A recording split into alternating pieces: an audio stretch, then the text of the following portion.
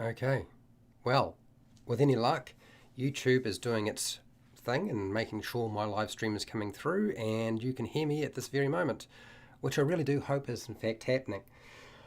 Okay, we are returning to the topic of the skill challenge, a skill challenge mechanic video. I promised I would cover as many different things as I possibly could, and I am true to my word. I will be discussing that very topic as it happens today. For those of you who want to skip past all of my rambling, well, you're fortunate. While I'm waiting to figure out if my live stream is actually going to hold together, I will let you know if that's in fact the case. Hi, everybody. Okay, so yes, you will find that I put a start time for this video down in the description. The video will be public for a number of days before it goes unlisted, and I will put out the edited version of this video.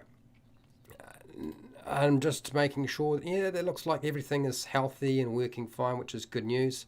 Wonderful. All right, let's see if the webcam is working today as well.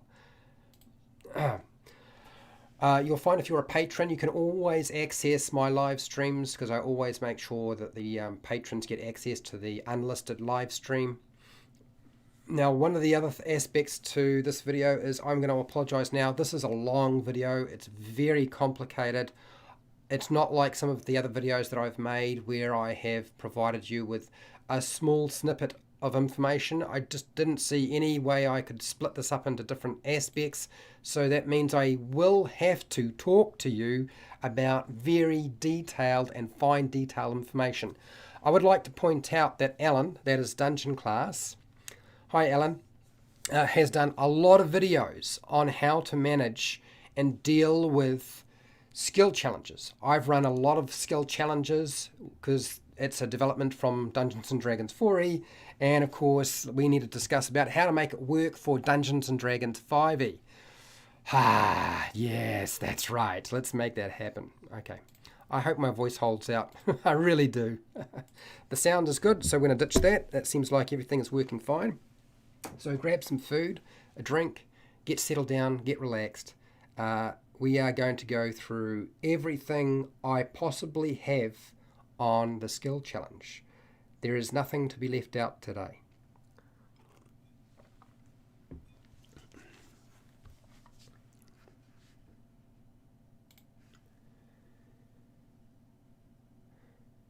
Oh, by the way, before I forget, I will be doing a Q&A with the webcam with my face back here at the end of the presentation. I have 4 pages of notes and there's a lot of detail here.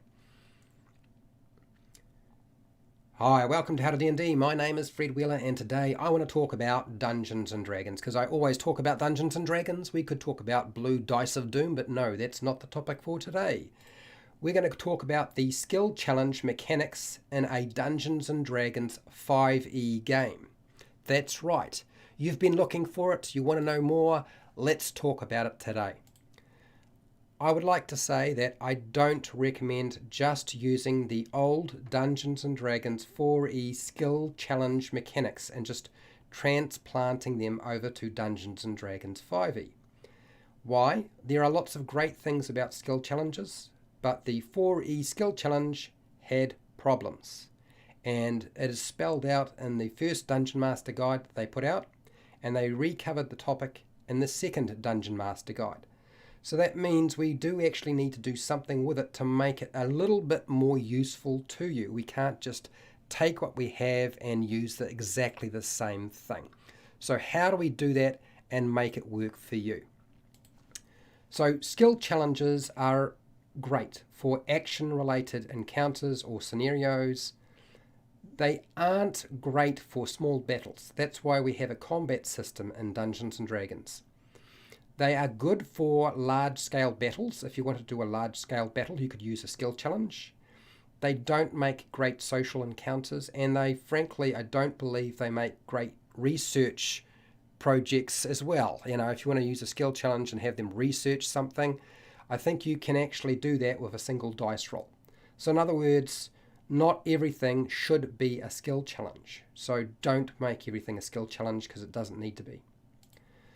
Design your skill challenges with a series of narrative events or obstacles or scenes that your characters have to overcome. So something is going to happen at each stage in the sequence of the skill challenge. It is basically, think of it like an action scene in a movie.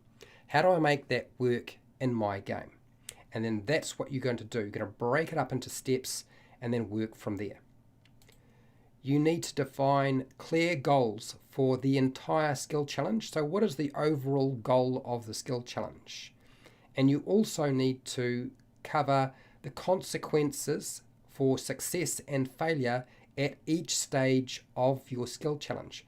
So that means you need a clear goal for the skill challenge, you need a clear goal for each stage of your skill challenge, and you need to define what the success and failure at each stage and the overall aspect.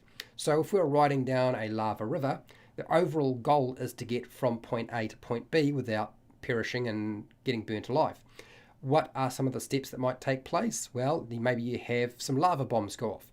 Maybe there is a stream of lava that flows into the river you're running along, and that's actually going to push the raft or boat that you're on towards some sort of obstacle, like a rock that might knock you over. And well, that'd be a bad thing to happen, right? So you need to deal with those aspects of your skill challenge. You need to explain to your players, because they will probably not do this, explain to your players they need to state the action their character makes. What is their character going to do? Don't let them just pick a skill check or an ability check and then roll it. That's not what you're trying to achieve. What you're trying to do is not break the narrative. That means you need to give them a narrative for them to be able to respond to the narrative. I know a lot of people say you should explain to players you're running a skill challenge, and that by doing that you now prep them so they understand what they're doing. I don't think you actually need to worry about that. You could if you wanted, if you felt that would help, but frankly, don't worry about telling people they are currently in a skill challenge, because really a skill challenge is loosely a collection of dice rolls or no dice rolls or actions that the player's character string together to achieve whatever the obstacle or challenge or hazard is. That's really what it is. I want you to involve everybody in the skill challenge, which is why I recommend using the group check system. Group checks for every stage of your skill challenge. Otherwise, what tends to happen is you'll get a few players, or maybe just one player, who's running a character with a very high skill modifier, and they will dominate the entire skill challenge because they know they have a better chance of survival or success. And we don't want to necessarily do that. We're not trying to kill their characters, but we don't want to make it well, hang on, before we do the skill challenge, let's all look at our character sheet and figure out which skill modifier is the highest. Okay, now I need to make up something for the Dungeon Master that appeals to that particular skill, and now I can achieve or get a success on it because better chance of doing that if I have a high modifier. We're not trying to make it easy for the players, we're trying to make it exciting for the players. That's the goal behind this. And you will be surprised. Players will metagame, they will do this. It happened in Dungeons & Dragons 4e, it'll happen in Dungeons & Dragons 5e. Therefore, you need to involve everybody. Otherwise, they rely on one individual to do pretty much everything, and we don't want that. Don't have long skill challenges. I can't state that enough. I know that the old Dungeons & Dragons 4e system had different complexities. You know, you could have a long skill challenge or a short skill challenge, but 3 or 4 group checks maximum. 3 or 4 stages or events or obstacles is more than enough. You don't need to do anything more with that. If you can come up with more stuff, that's great. But is it more interesting? Is it more exciting? Is it actually telling a better story? Or are you just making use of a system for the sake of making use of the system? Try to use different skills or abilities in your skill challenge. Now, when I say use different skills and abilities, that does not mean you have to avoid the same skill or ability check in a sequence if it makes sense to the story narrative or the scene narrative. So if it makes sense to have an athletics check at stage 1 and in stage 2, then so be it. If it makes sense that they need to make a dexterity saving throw at stage 1 and stage 2, so be it. I know Dungeons & Dragons 4e would state that you could not use the same skill a second time during a skill challenge. But if it makes sense to the narrative, that's fine. It's all right. You just don't want to do it too much. It's wise to allow a secondary skill challenge check or some other thing to be used during your skill challenge. Now, why do we do this? The idea of using a secondary skill is to gain advantage, so you have to roll 2 dice and take the highest result, or if you fail that secondary check, you might wind up with disadvantage using the Dungeons & Dragons 5e system. That means you roll 2 dice and you take the lowest result. You may decide you're going to apply a bonus or a penalty to the main group check. Now, the reason for the secondary check is to affect the main group check or the primary check for the skill challenge. Okay, that's what we're looking for. Now, why do we do this? We do this because, one, it allows us to include a wider range of potential skills and abilities, or particularly knowledge skills, in the skill challenge. So if you have a very high athletics, acrobatics, sleight of hand, stealth skill challenge, but you want the players who have characters who have knowledge in, say, nature, arcana, religion, history, to be able to have an effect on those different sequences, they might be able to do that by using a secondary skill check. And like I said, if they fail the secondary skill check, then use disadvantage or apply a penalty of -1 or -2 if you really want. If they are successful in the secondary skill check, then we'll apply advantage. So that's 2 dice, take the highest result, to the primary group check. Whoa, there's an awful lot to understand, isn't there? Events and obstacles that could end the skill challenge should be placed at the end of a skill challenge. Don't put them in the middle. So if the last event is the worm about to swallow the party, do not make it the second stage of your skill challenge. That should be the end of the skill challenge. Otherwise, guess what? Your skill challenge will end and the rest of it is a waste of time, and you spend a whole lot of time building something and creating something that you will never use. Arrange different consequences for failing a step in a skill challenge and the overall skill challenge. It's important to look at consequences in terms of success and failure overall and for each stage in the skill challenge. So what can some of those failures be? These could be the loss of hit points. It could be the loss of hit dice, spell slots. Maybe they gain a condition, wind up with exhaustion levels. You might decide that none of that really applies in this situation, and it makes more sense to apply a story-related consequence. There's a story-related consequence here rather than something else.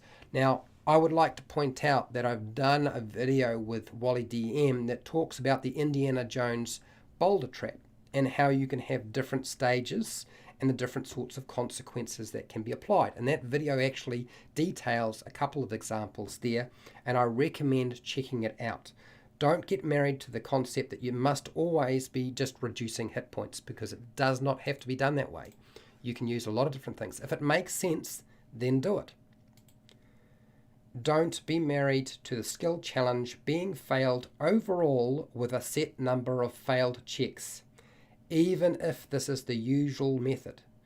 Even if Dungeons & Dragons 4e made this the default system that it's actually built around.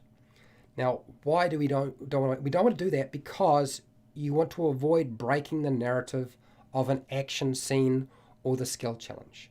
If it breaks down the skill challenge narrative, then we don't want to do that. And I found this would happen to me when I was running Dungeons & Dragons 4e a number of times. And frankly, it's the worst thing, because the players see through it, you see through it, and you feel like maybe I should never do this again. and we don't want to work with that. What's really important is not the overall failure of the skill challenge. Would you believe it? It's actually failure or consequences for failure at each stage of the skill challenge. That's why I stipulate using stages in your skill challenge. That's what will not break the narrative, but the overall can break it, so try to avoid it if you can. Okay, skill challenges don't have to include an ability check or a skill check necessarily, but this is the design default. Try saving throws. Try using an attack roll. I know we use that for combat, but sometimes it will make sense. And in fact, you may find in your skill challenge that whatever the player describes to you makes so much sense that there's no point rolling any dice. Yes, I just said there's no point rolling any dice. That can actually happen. You can find yourself in a situation where the task is so easy that there should be no dice roll. It's automatically successful. You may find that players provide you with an action they want to perform, and it's literally impossible. So no dice roll is required because they can't possibly be successful. If players choose not to take part in a skill challenge, which can happen sometimes, I want you to count that as an automatic failure for the individual check and automatic failure towards the group check. Now with a group check, only half of the group have to be successful with the DC check. Okay? That's fine. But if somebody decides to opt out because they know they have a low skill modifier, and that's often why they do that, then I want you to count that as an automatic failure. Tell them so as well, so they understand what's going on, and so that the rest of the group understands how much they just made things so much harder for them.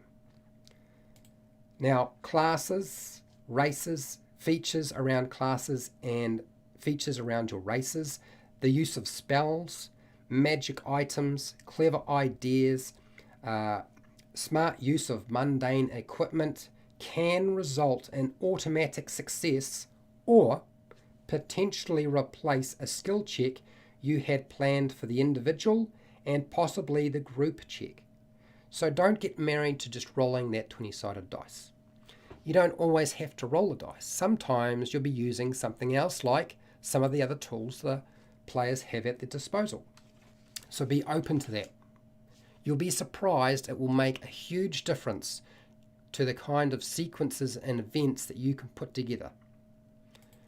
I want you to be wary of players who try very hard to get success for the entire group check with a single dice roll using a high skill modifier for their character that they have. If you have a player who's sitting at the table and they know they have a +8 in stealth and the group check requires a stealth check, in this case, that seems to be the most sensible thing, is they have to sneak past some guards, then don't just allow them to roll the check for everybody, okay? That's not a good move. You'll find players will want to do that and they'll argue that point till they're blue in the face. It used to happen to me in Dungeons & Dragons 4E. It will probably happen to you. Don't fall for it and don't go for it. I want you to set your difficulty class or DC so it makes sense. If the character's doing something, what is the action the character is performing? Is it something that's very easy, medium, hard, very easy, nearly impossible?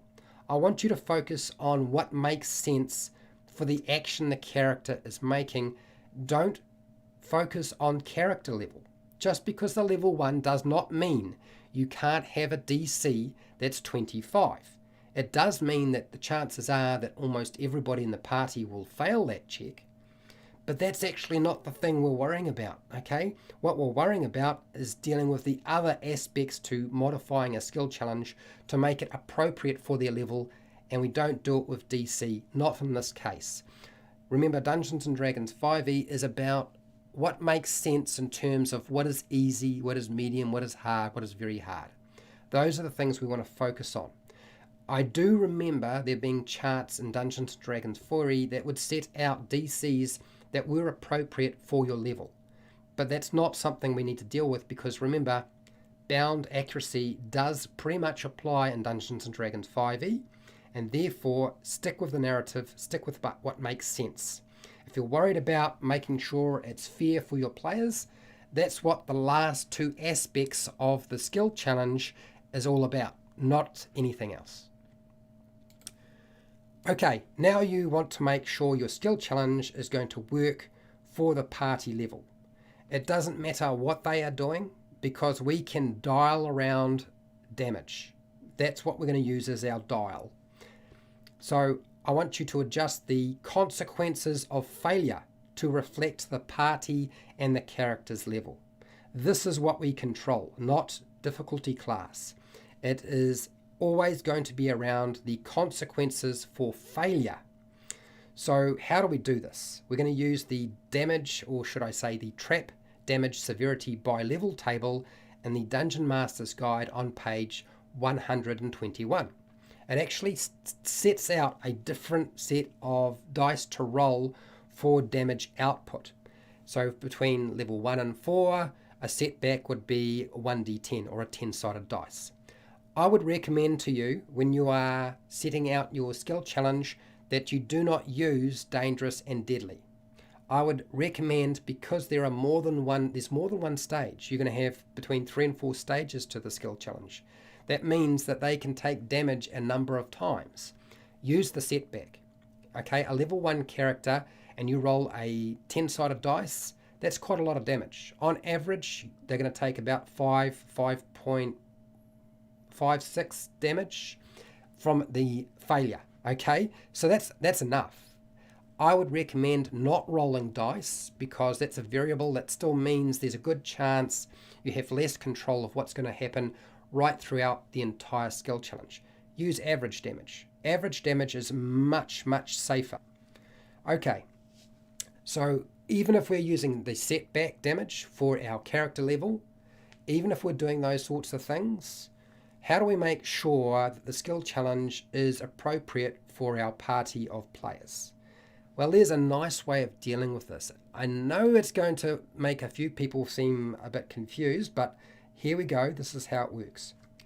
You know the skill challenge is too hard for your characters when one of the characters who has the least number of maximum hit points would die if they failed every stage of the skill challenge.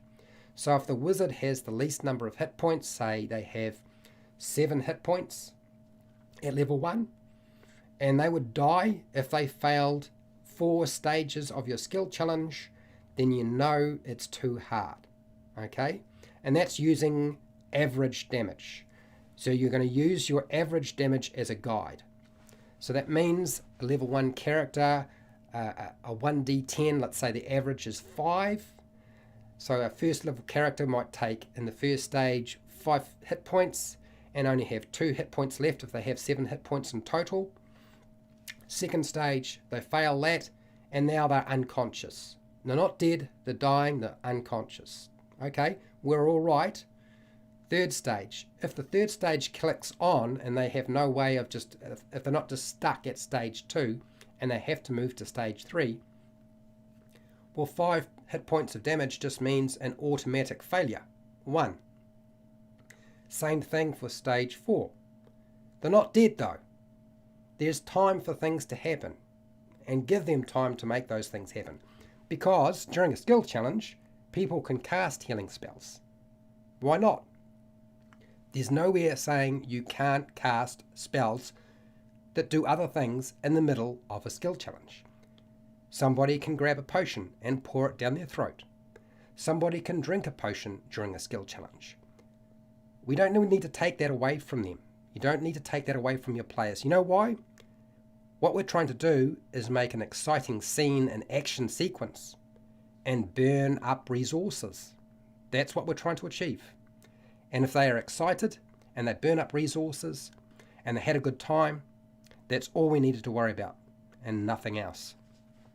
Okay, now that we've established how to figure out how to build a skill challenge, if this seems very complicated and complex, don't feel bad, because it is very complex and complicated.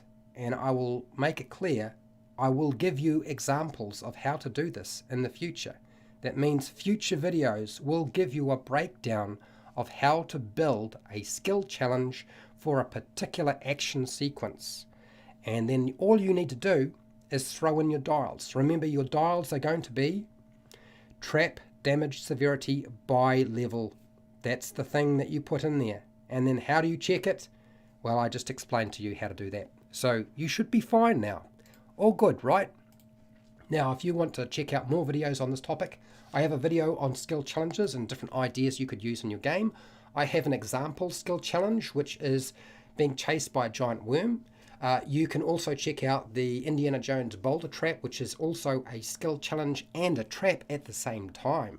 Wow, how did that happen? If you want to support the channel so I keep doing video content like this, you can do that by using my Patreon page, affiliate links to the book depository and Amazon. I have a merchandise shelf underneath my videos, or just watch my videos, that's fine. Make sure to share, like and subscribe, hit the bell button to be notified when I go live and when I publish new videos. And hey, till next time, keep rolling those 20s.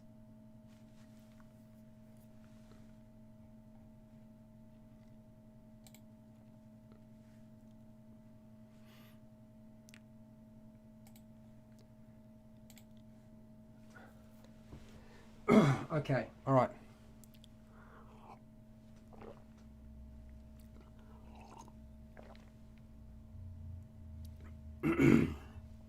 Right, okay, so we will talk to you about each aspect of this skill challenge mechanic, if you like. If you want to talk about something else other than skill challenges and you're a dungeon master or player, go for it. I will do my best to answer those questions. I do apologise if I sound like I'm losing my voice. I've been chatting, pardon me, I've been chatting with somebody already for a good hour and a half before I did this live stream, and there was a lot of information to present, so therefore very hard to sort of keep it all going together. So yes, I am happy to answer questions that aren't related to this particular live stream, but I will be talking about each aspect of the skill challenge in a bit more detail for those of you who are here. Yes, Jeff Easley's art is pretty good, Alan. All right, let's work our way through here. Now, Fred Hubbard's already made a point, and I know a lot of people get confused. You know, when you talk about a skill challenge and you think, okay, it's a collection of dice rolls that achieve something, why would you have a situation where you don't have to roll dice? And I've already explained to you that, you know, you will find that players may, there's the odd occasion where a player will suggest an action and you think, well, it doesn't make sense that they roll the dice for that. It's such an easy task and it would be so effective in that situation. Why do I need to roll dice? So don't bother. Okay? You don't have to always roll dice with a skill challenge. It doesn't always have to work that way. Hi, Dan. How's it going? Okay, and as I said, Alan here from Dungeon Class has done a lot of videos on skill challenges. I'm glad to have you, Alan. I'm also happy to hear that you have yourself a new camera and a new microphone and a new computer. It seems pretty cool. And all donated, of all things. Are your dice of doom red and yellow? I didn't realise that, Fred. Okay, now we know. So that represents lava. Dear. Vetro Valid Windmaster. How's it going? I'm doing skill challenge at Saturday? On Sunday. This is amazing timing. Well, yeah, but I would like to point out, though, that this is just the basics around building your own skill challenges. There's a lot of information here. There's a lot of different things. I mean, you don't have to use this. You can ignore all of this. But since I ran so many skill challenges in Dungeons & Dragons 4e and run a whole bunch in Dungeons & Dragons 5e, I can tell you now that the vast majority of skill challenges that were put out by Wizards of the Coast were usually really dull, boring, and not that interesting, and didn't work that well. It actually requires you as a dungeon master to tweak them. And I believe the designers near the end of 4E did explain that tweaking was required to a skill challenge, that you couldn't just follow what was put out in a book, that players would do things that would fall outside of the norm. The default would have to be modified. Skill challenges are nebulous. They are a bit in flux. You have to improvise. You have to use your brain. Okay, yep. Party is going up a snowy mountain soon. Perfect timing for an avalanche skill challenge. Okay, Dan, as it happens, the avalanche skill challenge is something you will see on my channel. I will make that because I've run it as an avalanche before, a couple of times. And just to give you, since you're here, I am going to suggest to you that one of the easiest ways to make an avalanche skill challenge is to have 3 stages. I would go with 1, their ability to find a place to protect themselves, whether that is hide behind a rock, climb a tree, put up a barrier, just move out of the way fast enough. Maybe they have skis or a snowboard, or they make a snowboard out of something in their pack really quickly so they can scoot out of the way. That's one aspect. So the breaking of the ice shelf and the snow falling down and the powder going everywhere. So that's your first stage. And then your second stage can be, because when the avalanche hits the mountainside, it makes all the snow below it start to shift and move. So that means that trying to actually get free of all of that moving ice and snow below them is going to be very difficult. If they're not careful, they could get stuck and locked in place. So that's event or obstacle 2, is the moving ice underneath their feet. The avalanche hasn't hit them yet. And then stage 3 is the avalanche finally comes through. And that might require them to hang onto a rock or climb up a tree and hang onto the branch or trunk of a tree. They may have to, maybe they decide they're going to put up a wall of force. Maybe they decide that the easiest way to deal with this is to tie themselves together so they can find each other later on. The full impact of the avalanche does not have to kill players. Okay? Should I say players' characters, not players. That's illegal, right?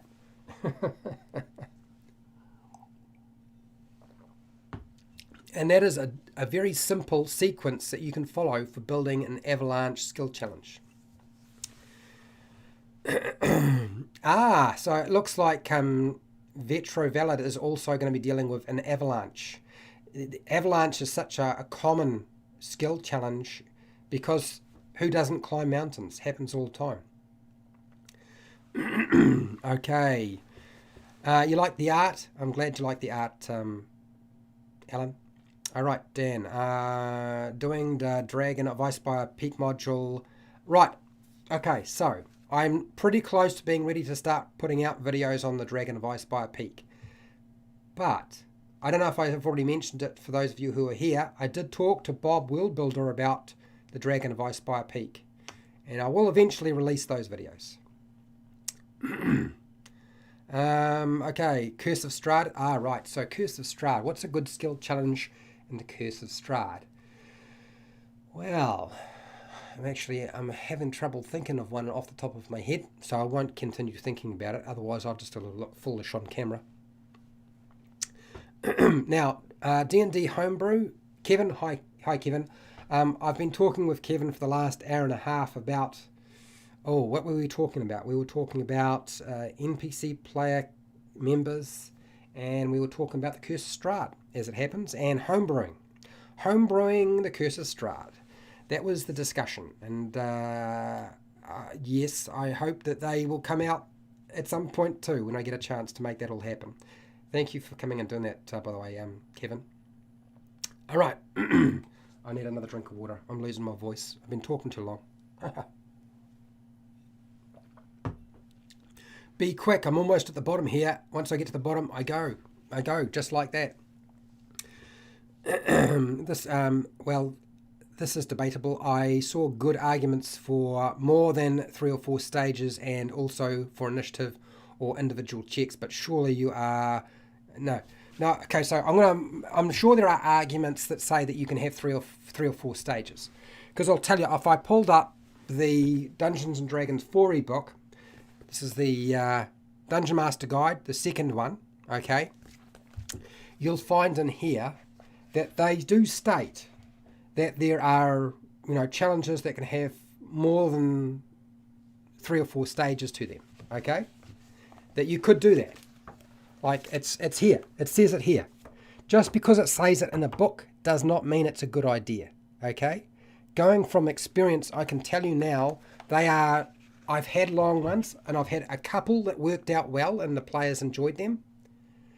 But frankly, I would not advise it, okay?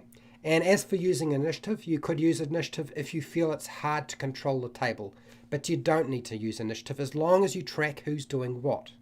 And as for individual checks, I've run a lot of skill challenges, and by far the worst way to deal with a skill challenge is to allow individual checks during the skill challenge. If you're going to do that, you might as well just have an individual check and don't make it a skill challenge. It's one of the things that the 4E Dungeon Master Guide actually talks about is, does this really need to be a skill challenge? Or is this just a couple of dice rolls? If it's just a couple of dice rolls, does it really need to be constructed into a skill challenge? And I would say to you that you will find that individual checks aren't necessarily a very good use of the group. The idea for a skill challenge for me, particularly since we're playing Dungeons and Dragons 5e, not 4e, and we want to involve everybody, not just those who are really good at doing a particular task. We want to involve everybody. That means use group checks. Not everybody in the group needs to be good at making those checks or good at doing the tasks that are going to be required. They are contributing in some way. They are still involved. So, no boring characters. Hi, Fred. Okay, how's it? You are welcome. I'm glad you liked the video. I'm happy that you are all right with what I've just spoken about. I'm sure there'll be somebody who disagrees with me and does a thumbs down or whatever. But I can tell you, I've run a lot of skill challenges, and it's always been the group check that is included in a skill challenge that I've seen in pre-made adventures that worked the best. And they usually did not build them so that there was a group check for every stage. There was usually just like 1 or 2. And yet that was the most successful aspect of it. So just use that for every part of it. Okay, you can use the concept of making individual checks to help with the main check as a secondary check. That's where it makes a lot of sense. Hi Don, how's it going? Robert, hello, how's it going, mate? Yes, I did notice you. Robert McGee is in the room. He has spoken. He has been noticed. You have been acknowledged to the world, or the few number of people that are in the room. What do you got here, Fred? Caution using the damage severity chart with level 1. Yes, well, it can be problematic. It's going to average kill wizards 40% of the time. Okay, so I just went through the whole process of how it would look, and there's just because you use damage severity by level, and I gave you a basic guide of how to make sure the skill challenge isn't too difficult, does not mean that characters will not die. If they roll really badly, or they don't have particularly good ideas, or they don't know how to deal with the situation, or they're really unlucky, and they have a very squishy character, yes, those characters may die. But I would also like to point out that not every stage of a skill challenge needs to reduce hit points. Did I not say that you can use other aspects, other things, other consequences? It does not need to be the reduction of hit points every single time. Okay? And level 1 is usually the hardest to deal with. Yeah, wizards, even if you've got a wizard, you're probably going to have between 7 or 8 hit points. So you'll be all right. It won't be an issue. Okay, Isaac, hi, how's it going? When my players come up with a solution that makes it really obvious that a skill challenge isn't needed, I give them inspiration equal to Bardic Inspiration, as if they had all their levels in Bard. Okay, interesting, Isaac. I didn't... why not? I don't... I mean, I like skill challenges, but not everything should be a skill challenge. I do believe there is a place for just a single dice roll, or just a single action. Those are fine too. Hi, Butts. How's it going? I need to drink more water. I'm definitely going to lose my voice. Planning on doing a chicken run pie machine style skill challenge. Oh, I love it. That sounds really cool. But I'm in a slaughterhouse, so how to make the deadliest part of the slaughterhouse last when it usually comes first. Yeah, well, that's the thing, Butts. Don't put it first. Put it last. If you're gonna have something that's gonna bring the whole skill challenge to an end, you have to have it near the end of the sequence. Otherwise, it will not work. What do you got here, Alan? Tomb of Horrors will be so much better if I used skill challenges. Yeah. So look, I don't like the Tomb of Horrors. The Tomb of Horrors is another video in itself in terms of why I don't like it.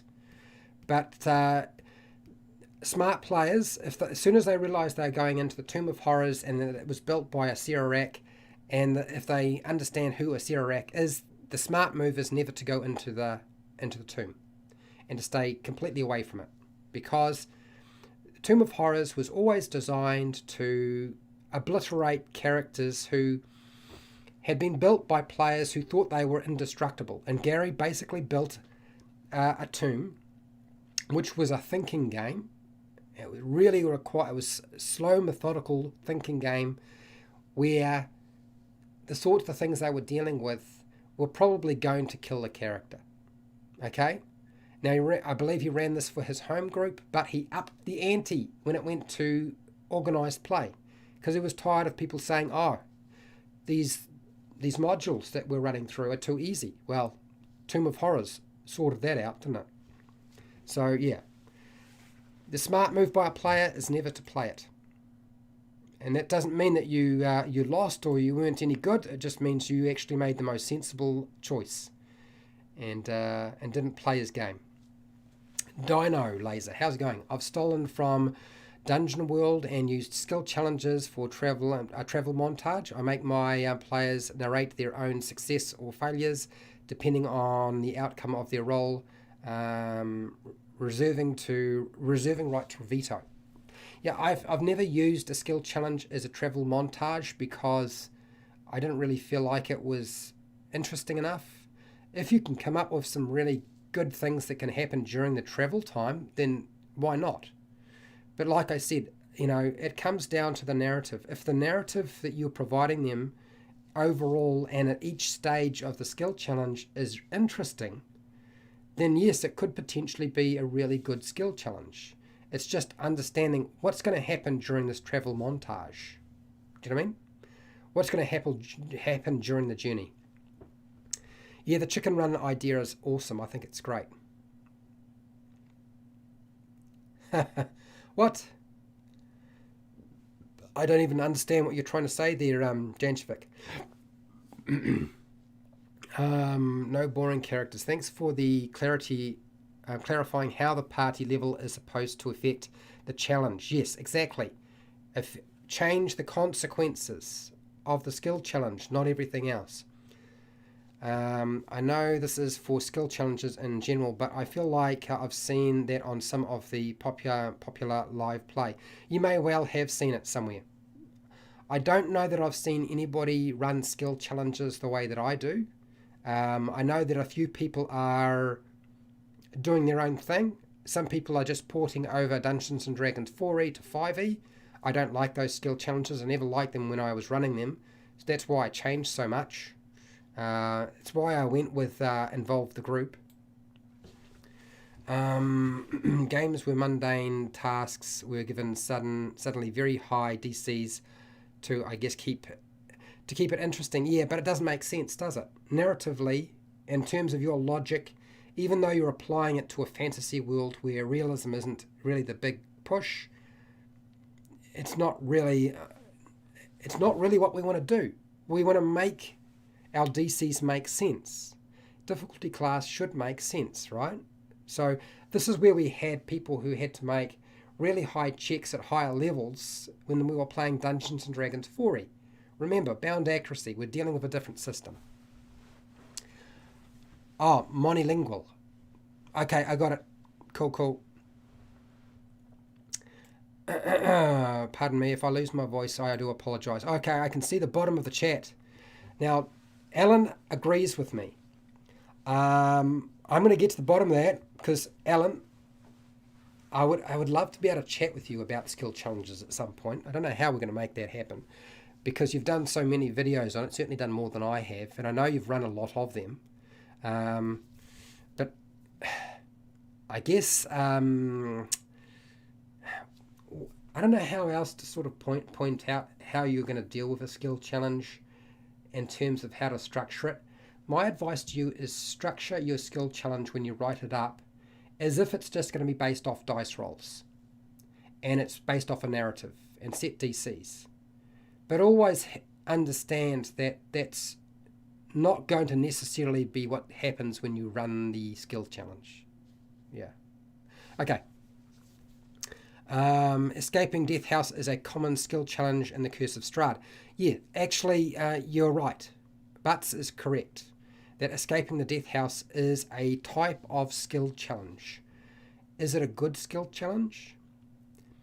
Well, I would say that it's problematic. There is some adjustment required to escaping the Death House to make it work for you. Otherwise, what will tend to happen is you'll bring the whole event, the whole scenario to an end abruptly and in a way that's horrible for players who are only level 1, 2 or 3. And that's not necessarily something you want to do. Yeah, I don't know how else to sort of point it out. You're really, with your skill challenges, you're really not trying to kill characters. You're really just trying to set them up for a difficult situation and drain their resources. That doesn't mean that they can't do that, okay? I wouldn't say that. But I think the thing to focus on is what I'm trying to do is I'm trying to provide them with something that I can't achieve with combat, and I can't achieve it by having a trap, or I can't achieve it by having a social interaction or exploring. So how do I deal with those other aspects of the game that don't fall into that bracket? Does that make sense?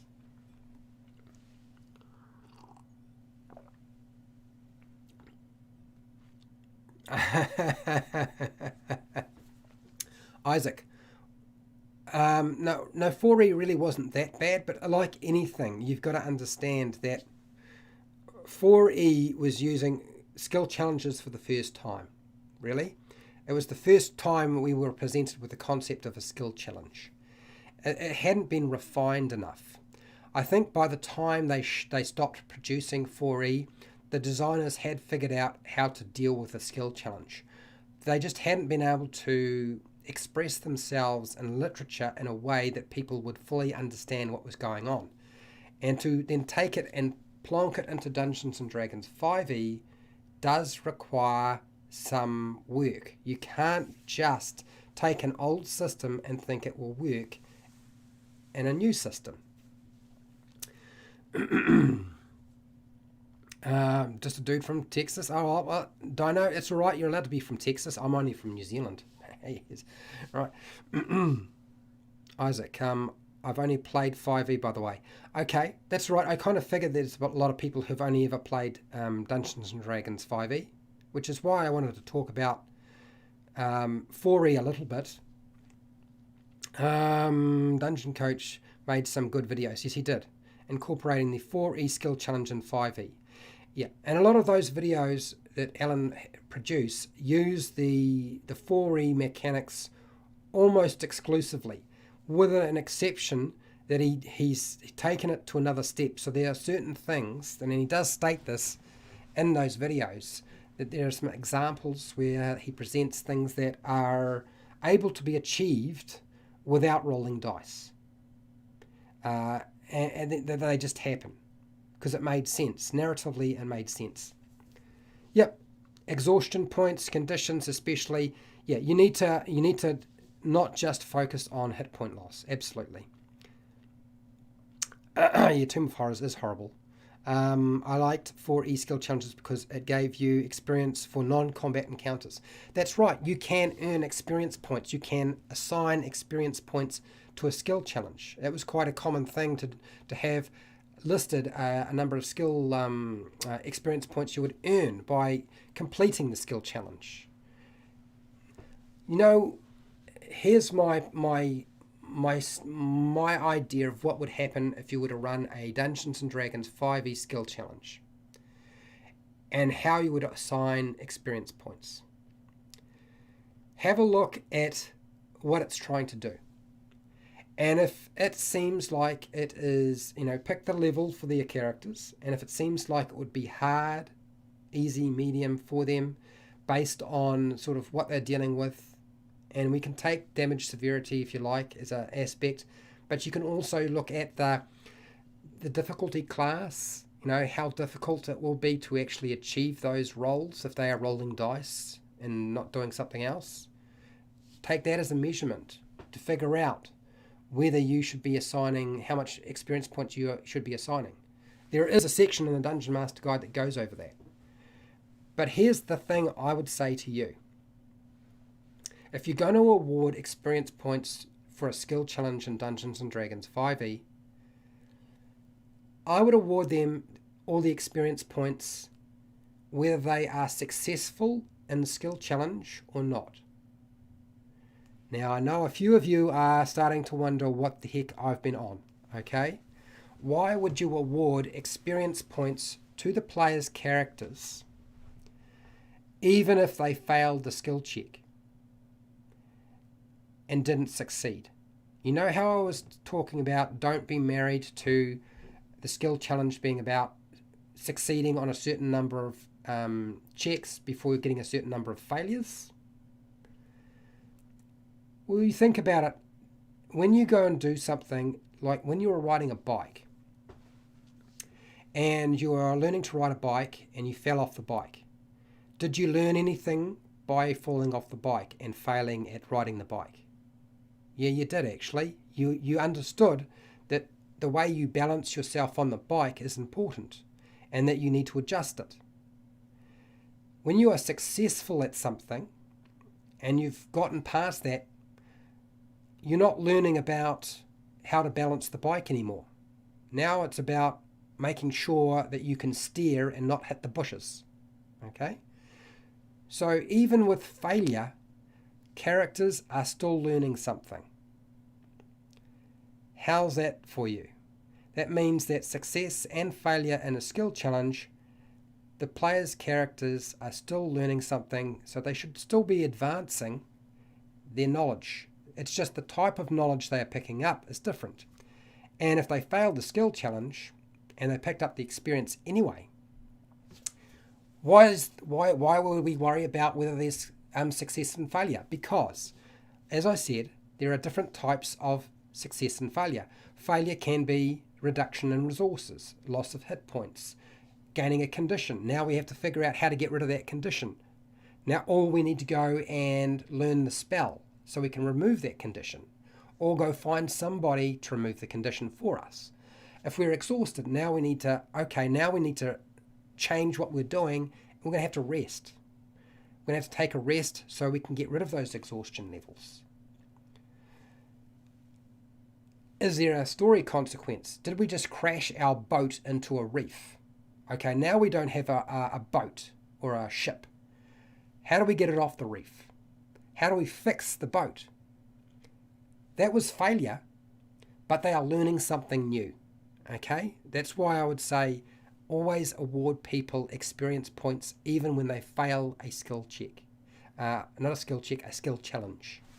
Okay. Yeah, and yeah, nowadays people use milestones, so awarding experience points not quite such it's not a big deal really. Okay, I think we're at the bottom of the chat, which means since I've covered all of the discussion about this topic, I'm going to go. What is next week? What am I doing next week?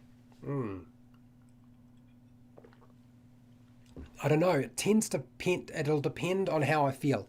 I might talk about how to use minor illusion in Dungeons and Dragons in clever ways, or I might talk about something like prestidigitation and how to use that in a clever way in Dungeons and Dragons.